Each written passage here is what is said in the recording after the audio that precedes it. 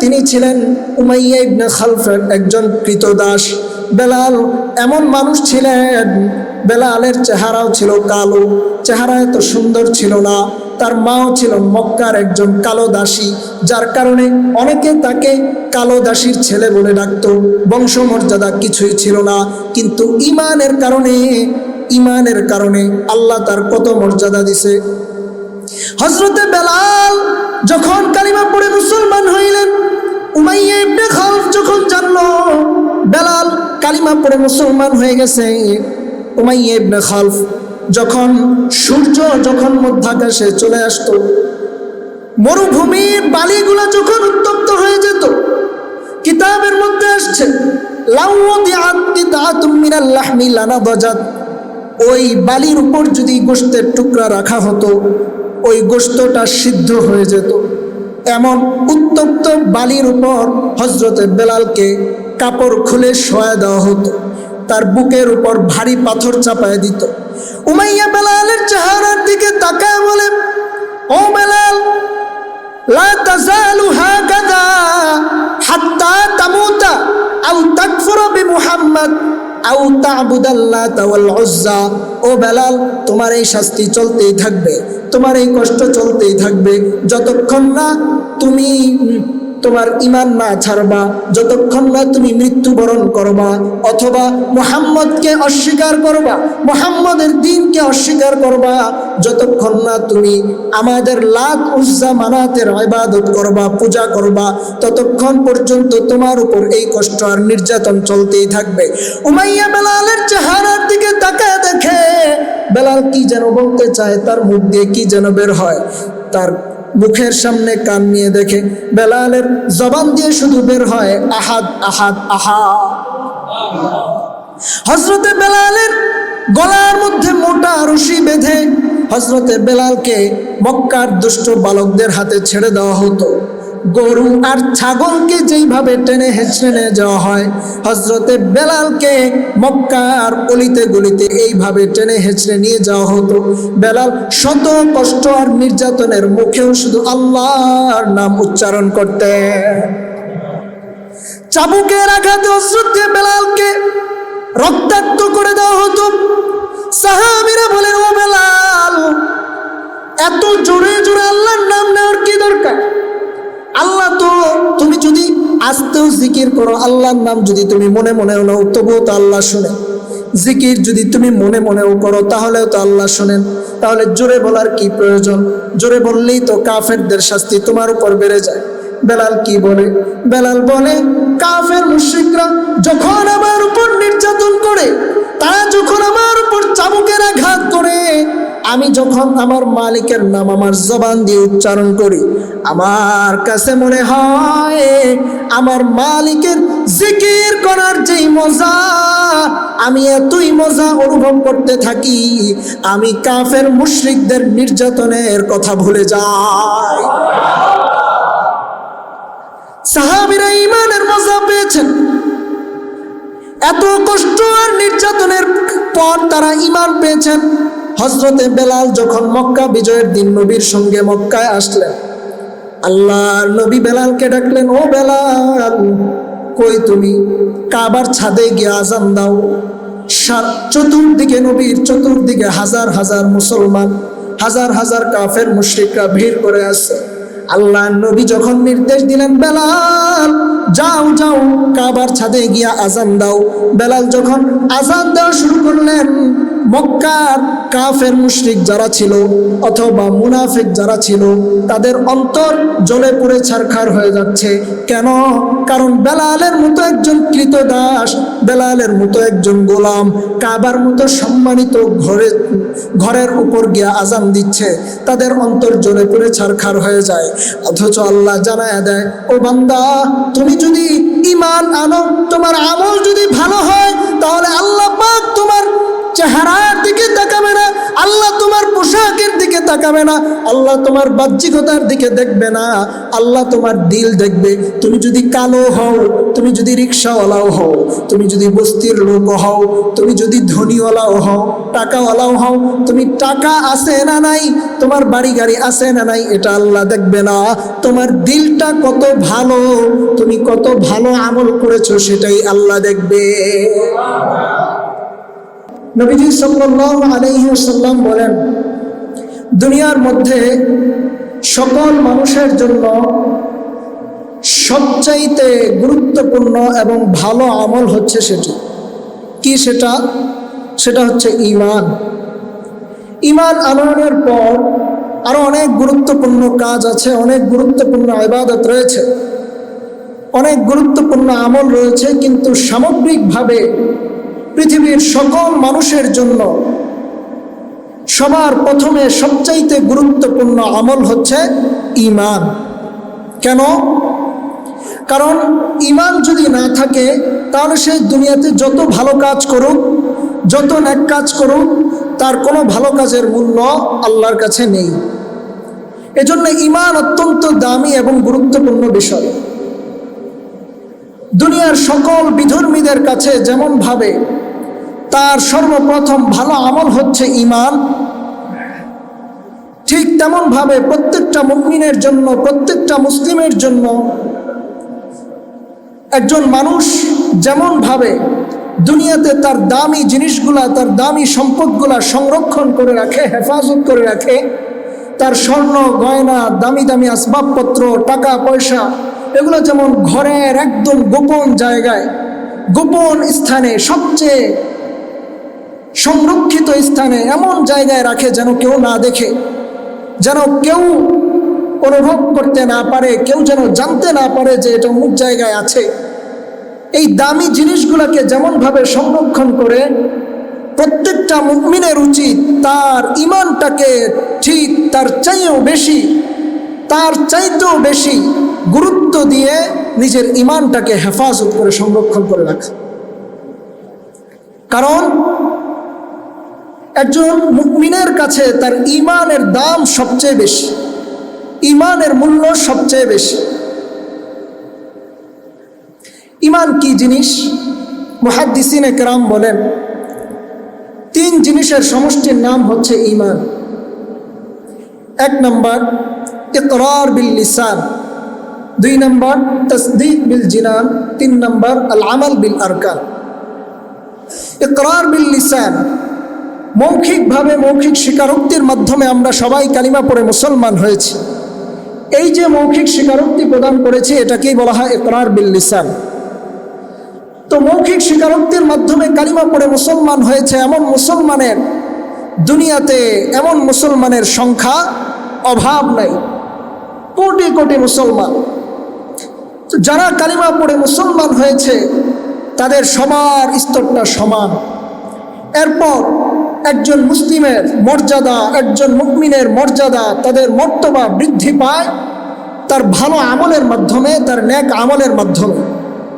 তার তাসদীক বিল জিনান, অন্তর দ্বারা সত্যায়ন করা, আল আমাল বিল আরকান, ইসলামী শরীয়তের যত গুরুত্বপূর্ণ বিধানসমূহ রয়েছে এগুলো যথাযথভাবে যখন সে পালন করতে পারবে, অন্তর দ্বারা যখন কোরআন এবং হাদিসের মধ্যে যা কিছু এসেছে, নবী যা কিছু নিয়ে এসেছেন, জান্নাত জাহান্নাম, কবর, হাসর নাসর, যার কথা বলা হয়েছে সব কিছু যখন আমি অন্তর দ্বারা পরিপূর্ণরূপে বিশ্বাস করতে পারবো, ইসলামী শরীয়তের যত গুরুত্বপূর্ণ বিধান রয়েছে এগুলো যখন যথাযথভাবে পালন করতে পারবো, তখন আমি একজন পরিপূর্ণ মুমিনে কামেল হতে পারবো। কারণ মৌখিকভাবে কালিমা পড়ে মুসলমান হয়েছে এমন মুসলমানের অভাব নাই। যারা মুসলমানের ঘরে জন্ম হয়েছে, বাবা মুসলমান ছিল, দাদা মুসলমান ছিল, সেও মুসলমানের ঘরে জন্ম হয়ে সেও মুসলমান, কিন্তু ইসলামের মূল্য কি সে জানে না। এই কারণে তার ঈমান মজবুত না হওয়ার কারণে, ঈমানের দাম না বুঝার কারণে, ঈমানের মূল্য না বুঝার কারণে সে ইসলামের বিরুদ্ধে কথা বলে। সে মুসলমানের ঘরের সন্তান, মুসলমান, কিন্তু কোরআনের বিপক্ষে কথা বলে, মাদ্রাসার বিপক্ষে কথা বলে, মসজিদের বিপক্ষে কথা বলে, উলামায়ে উম্মার বিরুদ্ধে কথা বলে। এমন মুসলমান আছে না নাই? আছে। কারণ সে ইমানের মর্ম বুঝতে পারে নাই, ইমানের মূল্য বুঝতে পারে নাই। কারণ বাবা মুসলমান ছিল, দাদা মুসলমান ছিল, সেই সূত্র ধরে সেও মুসলমান। ইমান যদি সে সাহাবায়ে কেরাম যেইভাবে ইমান পেয়েছেন ওইভাবে যদি ইমান পাওয়া লাগতো, ওইভাবে যদি ইসলাম পাওয়া লাগতো, তাহলে সে এই জিনিসটার মূল্য বুঝতো, ইসলামের কদর কি, ইমানের মূল্য কি, তাহলে সে বুঝতে পারত। এজন্যে একজন প্রকৃত মুমিন তো সেই যার প্রতিটা কথা, যার প্রতিটা কাজ হবে তার মৌখিক স্বীকারোক্তির মাধ্যমে সে যে আল্লাহকে বিশ্বাস করেছে, রসুলকে রসুল হিসেবে মেনেছে, কোরআনকে আল্লাহর কিতাব হিসেবে মেনেছে। এবার আল্লাহ এবং রসুলের প্রতিটা কথা, তার জীবনের প্রতিটা দিক, জীবনের প্রতিটা মুহূর্ত যখন সে ইসলামী শরিয়া অনুযায়ী চলবে, তার জীবনের প্রতিটা মুহূর্ত যখন ইসলাম দ্বারা সাজাবে, যার কোনো একটা কাজও ইসলামের মুখালেফ হবে না, যার কোনো কথা ইসলামী শরিয়ার বিপরীতে যাবে না, সেই হবে প্রকৃত মুসলিম, সেই হবে প্রকৃত মুমিন। এজন্যই আল্লাহ নবী সাল্লাল্লাহু আলাইহি ওয়াসাল্লাম বলেন, ইযা সাররাতকা হাসানাতুকা ওয়া সাআতকা সাইয়্যাতুকা ফাআনতা মুমিন। যদি তোমার ভালো কাজ তোমাকে আনন্দ দেয়, যদি তোমার মন্দ কাজ তোমাকে কষ্ট দেয়, তাহলে বুঝবে তুমি মুমিন। আর যদি তোমার খারাপ কাজ তোমাকে আনন্দ দেয়, মন্দ কাজ যদি তোমাকে আনন্দ দেয়, তাহলে বুঝবে তুমি এখনো মুমিন হতে পারো নাই।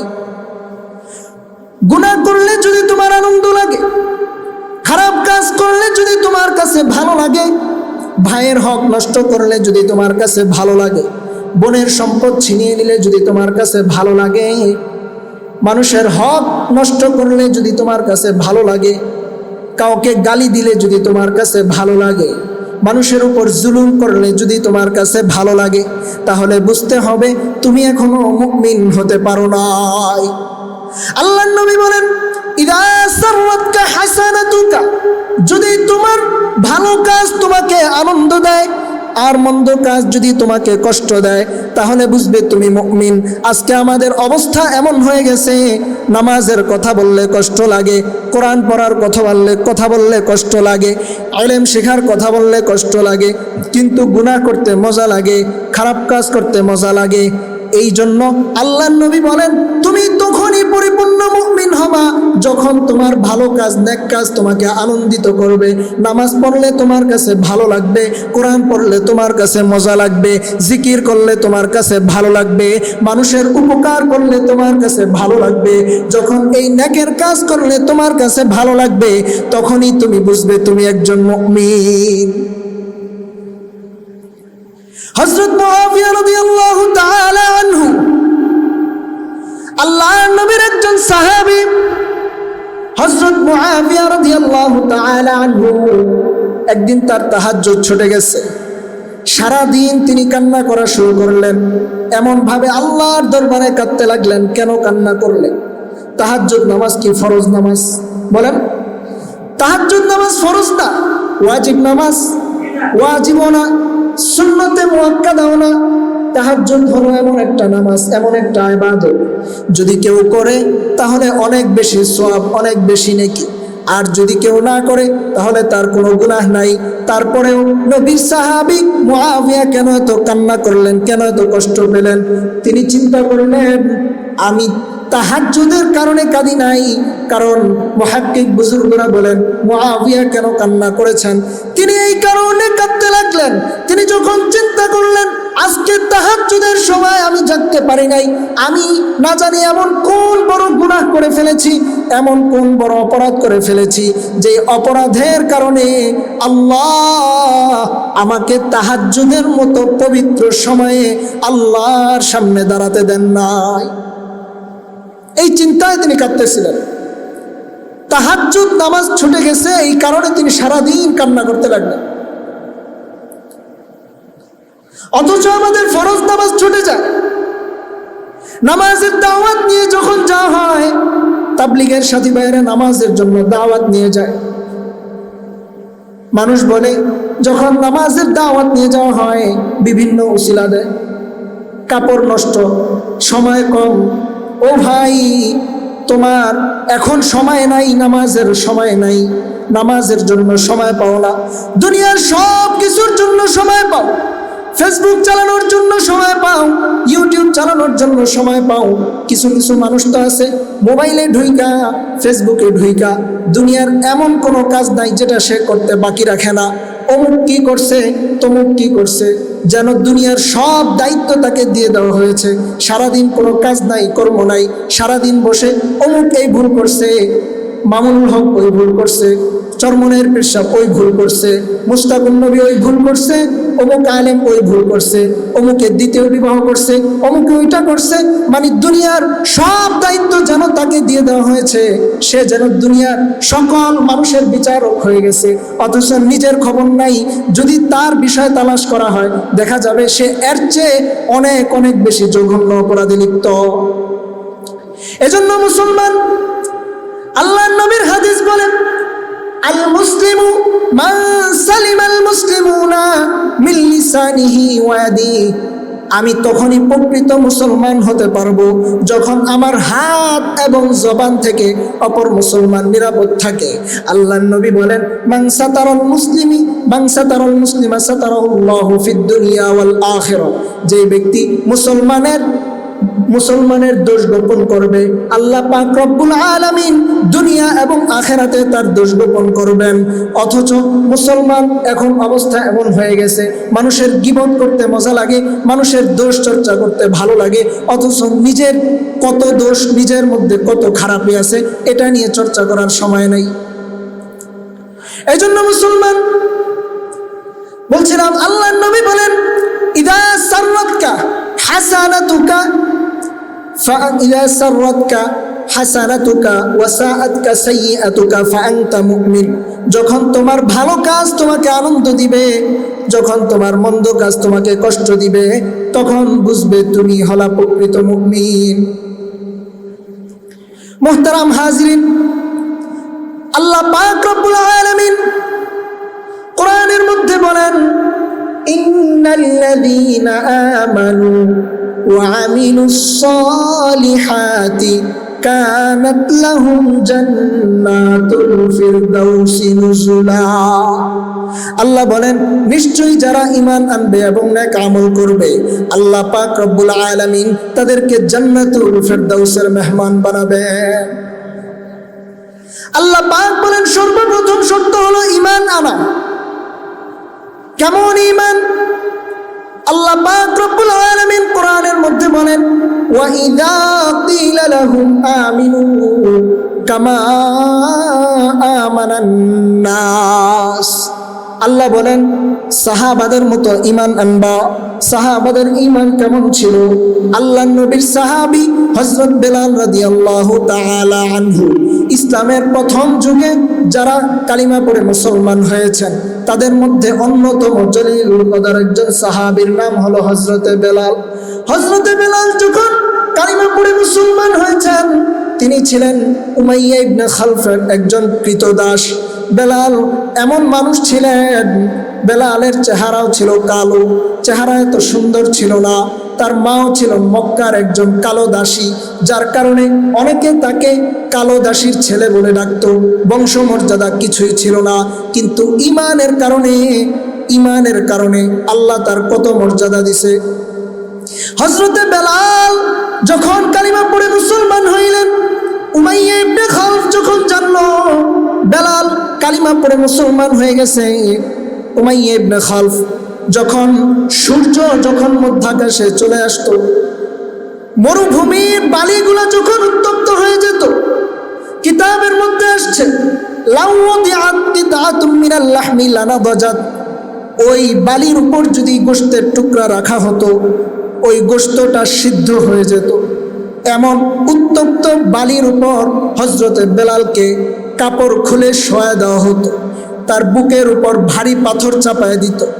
উমাইয়া বেলালের চেহারার দিকে তাকায় বলে, ও বেলাল, লা তাজালু হাকাযা হাত্তা তামুতা আও তাকফুরা বিমুহাম্মদ।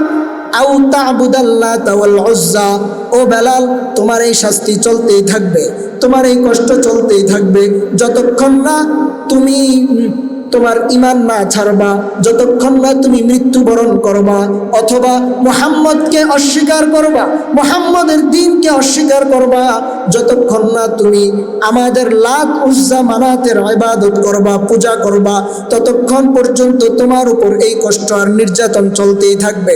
উমাইয়া বেলালের চেহারার দিকে তাকায় দেখে বেলাল কি যেন বলতে চায়, তার মুখ দিয়ে কি যেন বের হয়। তার মুখের সামনে কান নিয়ে দেখে বেলালের জবান দিয়ে শুধু বের হয় আহাদ আহাদ আহাদ। হযরতে বেলালের গলার মধ্যে মোটা রশি বেঁধে হযরতে বেলালকে মক্কার দুষ্ট বালকদের হাতে ছেড়ে দেওয়া হতো। গরু আর ছাগলকে যেইভাবে টেনে হেঁচড়ে নিয়ে যাওয়া হয়, হযরতে বেলালকে মক্কার অলিতে গলিতে এইভাবে টেনে হেঁচড়ে নিয়ে যাওয়া হতো। বেলাল শত কষ্ট আর নির্যাতনের মুখেও শুধু আল্লাহর নাম উচ্চারণ করতে।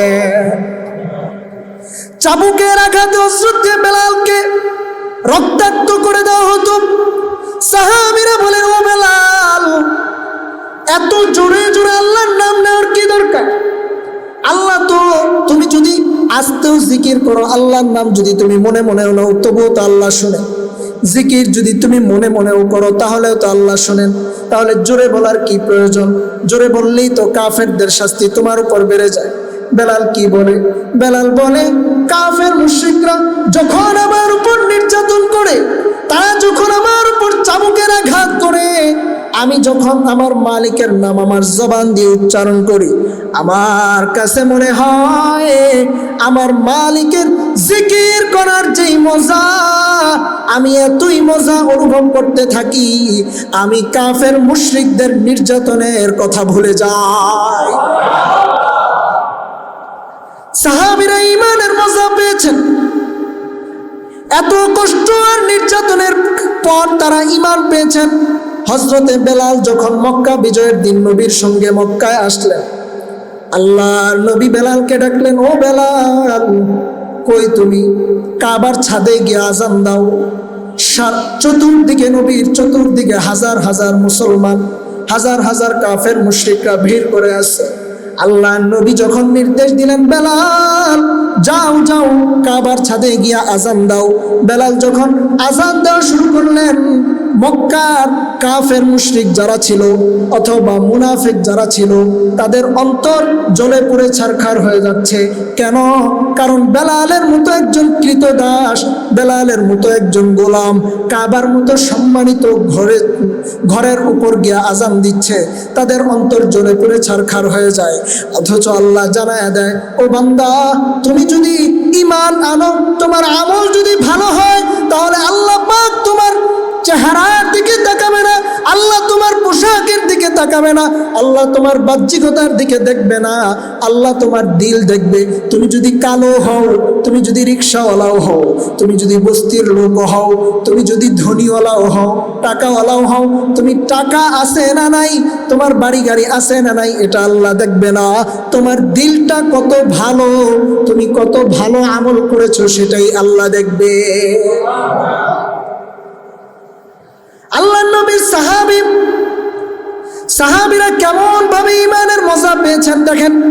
আল্লাহর নবী সাল্লাল্লাহু আলাইহি ওয়াসাল্লামের এক সাহাবী ছিলেন হযরত সাদ ইবনে আবি ওয়াক্কাস রাদিয়াল্লাহু তাআলা আনহু। অল্প বয়সে ইসলাম কবুল করে মুসলমান হয়ে গেছে। হযরতে সাদ যখন ইসলাম গ্রহণ করলেন, মুসলমান হয়ে গেলেন, তার মাকে তিনি ইসলাম গ্রহণের পূর্বে খুব ভালোবাসতেন, মহাব্বত করতেন। মা যখন জানলো সন্তান ইসলাম কবুল করে মুসলমান হয়ে গেছে, মা ডেকে বলে, ও সাদ, তুমি নাকি ইসলাম কবুল করেছো, মুসলমান হয়ে গেছো? বলে, হ্যাঁ হ্যাঁ হ্যাঁ, আমি ইসলাম কবুল করে মুসলমান হয়ে গেছি। বলে, ও সাদ, তুমি যদি তোমার ওই ধর্ম না ছাড়ো, তুমি যদি তোমার ওই ধর্ম ত্যাগ না করো, তাহলে আমি মা খাওয়া দাওয়া বন্ধ করে দিব, আমি মরে যাব, তবুও কোনো খাবার পানীয় গ্রহণ করব না। হযরতে সাদ বলে, মা আপনি এমনটা করবেন না, আমি কোনোদিনও ইসলাম ছাড়বো না। ওই মহিলা ভেবেছে সন্তান তাকে খুব ভালোবাসে, সন্তান তাকে খুব মহাব্বত করে, সন্তানের এই ভালোবাসাটাকে পুঁজি হিসেবে নিয়া ওই মহিলা সন্তানকে দিন থেকে ফেরাতে চায়, আবার মূর্তি পূজার ধর্মে নিয়ে যেতে চায়। মহিলা সত্যি খাওয়া দাওয়া সব বন্ধ করে দেয়, তার শরীরটা জীর্ণ শীর্ণ হয়ে যায়। ওই মহিলার এই অবস্থা যখন দেখলেন, সাদ যখন মায়ের এই অবস্থা দেখলেন, মাকে এসে বলে, ও মা, আমি আপনাকে ভালোবাসি, এটা সত্য, আমি আপনাকে মহাব্বত করি, এটা সত্য, কিন্তু মা জেনে রাখেন আমি আপনার চেয়ে হাজার না লক্ষ কোটি গুণ বেশি আমি আমার আল্লাহ এবং নবীকে ভালোবাসি। হযরত সাদ মাকে এসে বলে, মা, আল্লাহ আপনাকে একটা মাত্র জীবন দিয়েছেন, এই একটা জীবন দিয়ে আপনি আমাকে ভয় দেখান, আপনি আমাকে ইসলাম থেকে ফিরিয়ে নিতে চান। আল্লাহ যদি আপনাকে এই একটা জীবনের পরিবর্তে 100 জীবন দিতেন, আর একটা একটা করে জীবন যদি আমি সাদের সামনে বের হয়ে যাইতো, আমি সাদ কোনোদিনও আমার ধর্ম ত্যাগ করতাম না। সাহাবীরা ঈমানের এই মজা অনুভব করেছেন। কেন? আল্লাহর নবী সাল্লাল্লাহু আলাইহি ওয়াসাল্লাম হাদিসের মধ্যে বলেন, 3টা গুণ যদি তোমার মধ্যে থাকে ঈমানের মজা অনুভব করতে পারবে। আল্লাহর নবী বলেন, সালাসুন মান কুন্না ফীহিন ওয়াজাদা বিহিন্না হালাওয়াতাল ঈমান। 3টা বৈশিষ্ট্য এমন আছে যার মধ্যে থাকবে সে ঈমানের মজা অনুভব করতে পারবে। 1 নাম্বার, মান কানাল্লাহু ওয়া রাসূলুহু আহাব্বা ইলাইহি মিম্মা সিওয়াহুমা। আল্লাহ এবং নবীর ভালোবাসা অন্তরের মধ্যে সবচেয়ে বেশি থাকা, যার মধ্যে আল্লাহ এবং নবীর ভালোবাসা সবচেয়ে বেশি হবে, সে দুনিয়ার সবচেয়ে বেশি ঈমানের মজা অনুভব করতে পারবে। 2 নাম্বার, ওয়া আইয়ুহিব্বাল মারআ লা ইউহিব্বুহু ইল্লা লিল্লাহ। কাউকে ভালোবাসবে তো একমাত্র আল্লাহর জন্য ভালোবাসবে। 3 নাম্বার, ওয়া আইয়াকরা আইয়াউদা ফিল কুফরি বাদান আনকাদাহুল্লাহু মিন কামা ইয়াকরাহু আইয়ুকদাফা ফিন্নার। আল্লাহ কাউকে কুফরির অন্ধকার থেকে রক্ষা করার পর আবার কুফরিতে ফিরে যেতে এতটাই অপছন্দ করবে যেমন আগুনে নিক্ষিপ্ত হওয়াকে অপছন্দ করে। আল্লাহর নবী বলেন, এই 3 গুণ যদি কারো মধ্যে থাকে সে ঈমানের মজা অনুভব করতে পারবে, ঈমানের স্বাদ আস্বাদন করতে পারবে। সাহাবাদের মধ্যে আল্লাহ এবং নবীর ভালোবাসা সবচেয়ে বেশি ছিল, এই কারণে তারা ঈমানের মজা অনুভব করেছেন, ঈমানের স্বাদ তারা আস্বাদন করেছেন। আল্লাহর নবীর সাহাবীরা ঈমানের জন্য এই কারণেই এমন কষ্ট এবং ত্যাগ স্বীকার করেছেন। এক একজন সাহাবী ঈমানের জন্য জীবন বাজি রেখেছেন, তবুও তারা ঈমান ছাড়তে দেন নাই। আল্লাহর নবীর এক সাহাবী, নারী সাহাবী হযরত সুমাইয়া রাদিয়াল্লাহু তাআলা আনহা, আবু বকর, হযরত সুমাইয়া রাদিয়াল্লাহু তাআলা আনহা, আবু জাহেল তাকে নির্যাতন করে ক্ষত বিক্ষত করে ফেলে, হযরত সুমাইয়াকে ঈমান ছাড়ার জন্য বলে, কিন্তু সুমাইয়া ঈমান ছাড়তে রাজি হয় না। হযরত সুমাইয়াকে আবু জাহেল তার বর্ষার আঘাতে হযরত সুমাইয়ার এমন ভাবে বর্ষা দিয়ে তাকে আঘাত করে হযরত সুমাইয়ার তলপেট দিয়ে ঢুকে পিঠ দিয়ে বের হয়ে যায়, তবুও সুমাইয়া ঈমান ছাড়ে না। হযরত সুমাইয়া রাদিয়াল্লাহু তাআলা আনহা ইসলামে সর্বপ্রথম নারীদের মধ্যে সর্বপ্রথম তিনি শহীদ হয়েছেন ইসলামের জন্য। এইভাবে সাহাবীরা নিজেদের জীবন বাজি রেখে তারা ইসলামের জন্য কাজ করেছেন, তবুও তারা ঈমান ছাড়েন নাই। তারা ঈমানের মূল্য বুঝেছেন, তারা ঈমান দিয়ে, তারা জীবন দিয়ে ঈমানকে রক্ষা করেছেন। সাহাবীদের ঈমান কেমন ছিল, সাহাবার যুগে ঈমান কেমন ছিল দেখেন। এক রাখাল, আল্লাহর নবীর সাহাবী হযরত ওমর ফারুক রাদিয়াল্লাহু তাআলা আনহু কোথাও সফরে যাচ্ছে, হঠাৎ এক রাখালের সঙ্গে তার সাক্ষাৎ হয়ে যায়। ওই রাখাল বালকের সঙ্গে তার সাক্ষাৎ হওয়ার পর রাখালকে ডেকে বলে, ও রাখাল, আমি বড় পিপাসার্ত, তুমি আমাকে তোমার বকরির পাল থেকে আমার জন্য একটু দুধ দহন করে দাও, আমাকে একটু দুধ খেতে দাও। ওই রাখাল বলে, ভাই, আমি তো এই বকরিগুলোর মালিক আমি না, আমার মালিক যিনি, এই বকরিগুলোর মালিক যিনি, তিনি আমাকে বকরিগুলোর দেখাশোনার দায়িত্বে নিয়োজিত করেছেন, আমি একজন রাখাল। ওমরে ফারুক বলেন, তাহলে আমি তোমাকে একটা বুদ্ধি দেই। হযরত ওমর চিন্তা করলেন, তাকে একটু পরীক্ষা করি, তার ঈমান কেমন। দেখেন একজন রাখাল তার ঈমানের পাওয়ার কেমন। ওমরে ফারুক বলেন, তোমাকে আমি একটা বুদ্ধি দেই, একটা কৌশল শিখায় দেই, তুমি যদি আমার কৌশল অবলম্বন করো তাহলে তুমিও লাভবান হইবা, আমিও লাভবান হব। বলে কি কৌশল? বলে তুমি তোমার বকরির পাল থেকে একটা বকরি আমার কাছে বিক্রি করে দাও। তোমার মালিক যখন দেখবে এতগুলো বকরির মধ্যে একটা বকরি নাই, তুমি তখন বলে দিবা জঙ্গলের নেকড়ে বাঘ খেয়ে ফেলছে। কারণ এতগুলো বকরির মধ্যে যদি একটা বকরি তোমার মালিক না দেখে তোমাকে তেমন কিছু বলবে না, কারণ এমন হতেই পারে, এটা হওয়াটাই স্বাভাবিক। এই কথা বলার পর ওই রাখাল কি জবাব দেয়? ওমরে ফারুক যখন বলে তুমি বকরি বিক্রির টাকা পেয়ে তুমি লাভবান হইবা, একটা বকরি তুমি আমার কাছে বিক্রি করে দিবা, তুমি টাকা পেয়ে লাভবান হইবা, আর আমিও আমার পিপাসা নিবারণের ব্যবস্থা পেয়ে যাব। ওমরে ফারুকের এই কথা শোনার পর রাখাল বলে, ফাআইনাল্লাহ, ও ভাই তুমি আমাকে বুদ্ধি দাও, আমার মালিক দেখবে না তোমার কাছে বকরি বিক্রি করার পর আমি আমার মালিকের কাছে মিথ্যা বলে রেহাই পেয়ে যাব, কিন্তু আমার মালিকের মালিক যিনি, এই পৃথিবীর মালিক যিনি, ওই আল্লাহ কি আমাকে দেখবে না? একজন রাখালের ঈমান কেমন ছিল! এজন্য ঈমানকে মজবুত করার জন্য আল্লাহ পাক রব্বুল আলামিন বলেন, ইন্নাল্লাযীনা আমানু ওয়া আমিলুস সালিহাত, যখন বান্দা ঈমান আনার পর নেক আমল করবে আল্লাহ তাআলা তাকে জান্নাতুল ফিরদাউসের মেহমান বানায় দেয়। বান্দার আমল যত সুন্দর হবে আনিত তরিক, আল্লাহ নবী বলেন ঈমানের 70টিরও বেশি শাখা প্রশাখা আছে। তার সর্বোচ্চ শাখা হচ্ছে লা ইলাহা ইল্লাল্লাহ বলা তথা তাতে বিশ্বাস স্থাপন করা।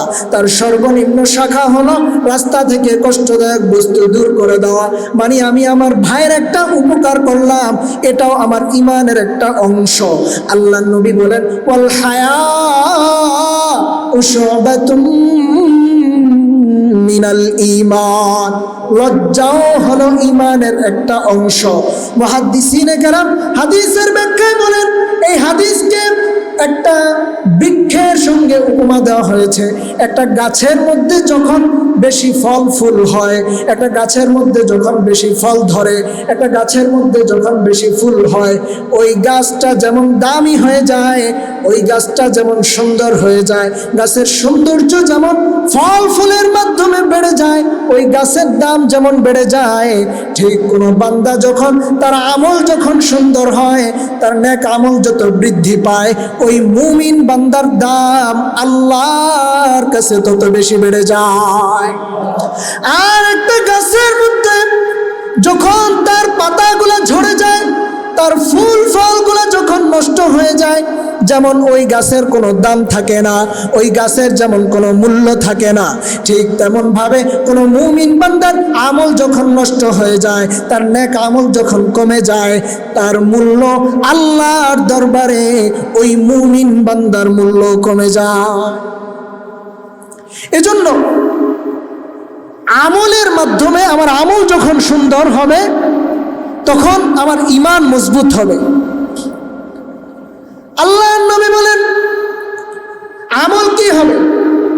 আল্লাহর নবী হাদিসের মধ্যে বলেন, বুনিয়াল ইসলামু আলা খামসিন, শাহাদাতি আল্লা ইলাহা ইল্লাল্লাহ ওয়া আন্না মুহাম্মাদার রাসূলুল্লাহ ওয়া ইকামিস সালাহ ওয়া ইতাইজ যাকাহ ওয়াল হজ্জ ওয়া সাওমি রমাদান।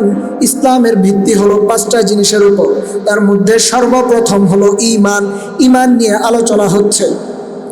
আল্লাহর নবী বলেন ঈমান তোমার তত বেশি মজবুত হবে যখন তোমার আমল সুন্দর হয়ে যাবে, যখন তোমার নামাজ সুন্দর হয়ে যাবে তোমার ঈমান মজবুত হবে, যখন তোমার নেক আমল বেড়ে যাবে তখন তোমার ঈমান মজবুত হবে।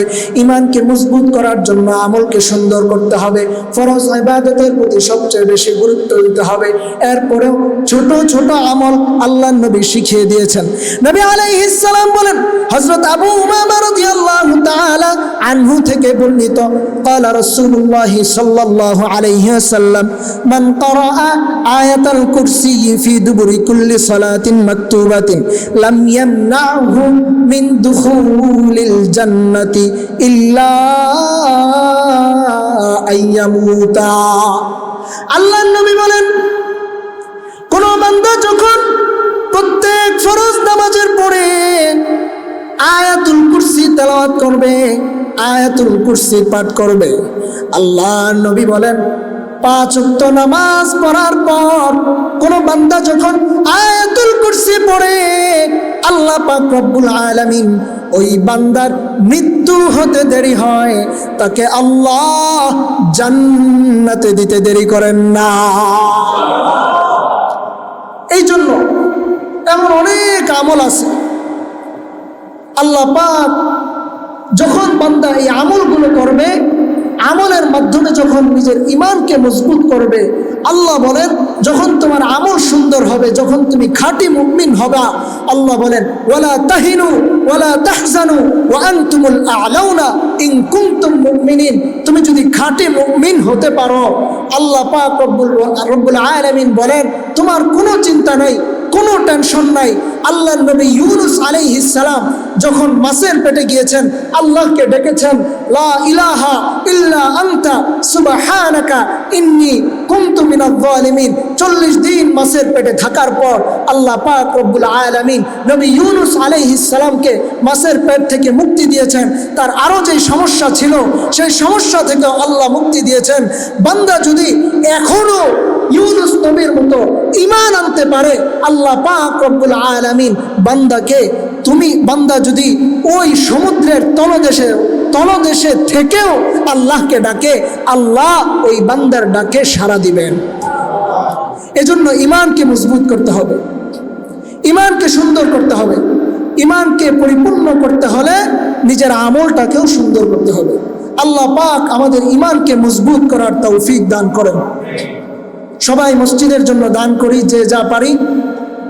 আল্লাহ পাক আমাদেরকে মসজিদে বেশি বেশি দান করার তৌফিক দান করুন। এতক্ষণ ঈমান নিয়ে আলোচনা হয়েছে। যেহেতু জিলকদ মাস শেষ, আর কয়েকদিন পরেই জিলহজ মাস শুরু হবে। জিলহজ মাসের প্রথম 10 দিন অত্যন্ত গুরুত্বপূর্ণ, আল্লাহর কাছে অত্যন্ত দামি একটা সময়। আল্লাহ পাক রব্বুল আলামিন এই জিলহজের 10 রজনী নিয়ে আল্লাহ কোরআনে কসম করেছেন। সূরাতুল ফজর 30 নম্বর পারা আল্লাহ বলেন, ওয়াল ফজরি ওয়া লায়ালিন আশর, ফজরের শপথ এবং 10 রজনীর শপথ। তাফসীরের কিতাবের মধ্যে আসছে আল্লাহ পাক রব্বুল আলামিন এখানে 10 রাত্রি দ্বারা জিলহজের 10 রাত্রকে বুঝিয়েছেন, জিলহজের প্রথম দশকের কথা বুঝিয়েছেন। হাদিসের মধ্যে আসছে, আল্লাহ নবী সাল্লাল্লাহু আলাইহি ওয়াসাল্লাম হাদিসের মধ্যে বলেন, জিলহজের প্রথম দশক কত দামি আল্লাহর কাছে। আল্লাহ নবী বলেন, মা মিন আইয়ামিন আযমু ইনদাল্লাহি ওয়ালা আহাব্বু ইলাইহি মিনাল আমাল ফীহিন্না মিন হাযিহিল আইয়াম আল আশর ফাকসিরু ফীহিন্না মিনাত তাহমিদি ওয়াত তাকবীর ওয়াত তাহলিল। আল্লাহর নবী বলেন, জিলহজের প্রথম দশক আল্লাহ তাআলার কাছে এত দামি, এত গুরুত্বপূর্ণ। আল্লাহর নবী বলেন, আল্লাহ তাআলার কাছে জিলহজের এই প্রথম 10 দিনের চেয়ে অন্য কোনো দিন এর চেয়ে অধিক গুরুত্বপূর্ণ এবং এর চেয়ে অধিক প্রিয় কোনো দিন আল্লাহর কাছে নাই। এজন্য আল্লাহ নবী সাল্লাল্লাহু আলাইহি ওয়াসাল্লাম বলেন ফাকসিরু ফীহিন্না মিনাত তাহমিদি ওয়াত তাহলিলি ওয়াত তাকবীর। জিলহজের এই শেষ দশকে তোমরা বেশি বেশি জিকির করো, লা ইলাহা ইল্লাল্লাহ, বেশি বেশি তাহমিদ পাঠ করো, আলহামদুলিল্লাহ, সুবহানাল্লাহ সুবহানাল্লাহ, আলহামদুলিল্লাহ, লা ইলাহা ইল্লাল্লাহ, আল্লাহু আকবার। নবী বলেন এই সময়টাকে কাজে লাগাও, এইভাবে বেশি বেশি জিকিরের মাধ্যমে এই সময়টা কাজে লাগাও। আল্লাহ নবী বলেন চারটা আমল নবী কখনো কোনোদিনও ছাড়তেন না। চারটা এমন আমল আছে আল্লাহ নবী হাদিসের মধ্যে বলেন লাম ইয়াকুন ইয়াদাহুন্নান নবী সাল্লাল্লাহু আলাইহি ওয়াসাল্লাম সিয়ামাল আশুরা ওয়াল আশরা وثلاثة من كل أيام شهر وثلاثة أيام من كل شهر وركعتين قبل الغداة। আল্লাহ নবী সাল্লাল্লাহু আলাইহি ওয়াসাল্লাম এই চারটা আমল কোনোদিনও ছাড়তেন না।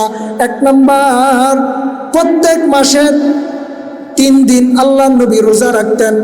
প্রত্যেক মাসে 3 দিন রোজা রাখতেন। আশুরার রোজা আল্লাহ নবী প্রত্যেক বছর রাখতেন এবং জিলহজের এই 10 দিনের রোজাও আল্লাহ কোনো দিন ছাড়তেন না। 10 দিন না 9 দিন, ঈদের দিন তো রোজা রাখা জায়েজ নাই। জিলহজের এই প্রথম 9 দিন এই রোজা আল্লাহ নবী কোনো দিন ছাড়তেন না এবং ফজরের আগের 2 রাকাত সুন্নত নবী কোনো দিন ছাড়তেন না। এই আমলগুলো আল্লাহ নবীর কাছে এতটাই প্রিয় ছিল, এতটাই প্রিয় ছিল যে নবী আলাইহিস সালাম তার জীবনে কখনো এই আমলগুলো ছাড়েন নাই। আরেকটা গুরুত্বপূর্ণ আমলের কথা নবী আলাইহিস সালাম বলেছেন। আল্লাহ নবী সাল্লাল্লাহু আলাইহি ওয়াসাল্লাম হাদিসের মধ্যে বলেন ইযা রাআইতুম হিলাল যিল হিজ্জা ওয়া আরাদা আহাদুকুম আন ইউদহিয়া ফালইউমসিক আন শারিহি ওয়া আযফারিহি।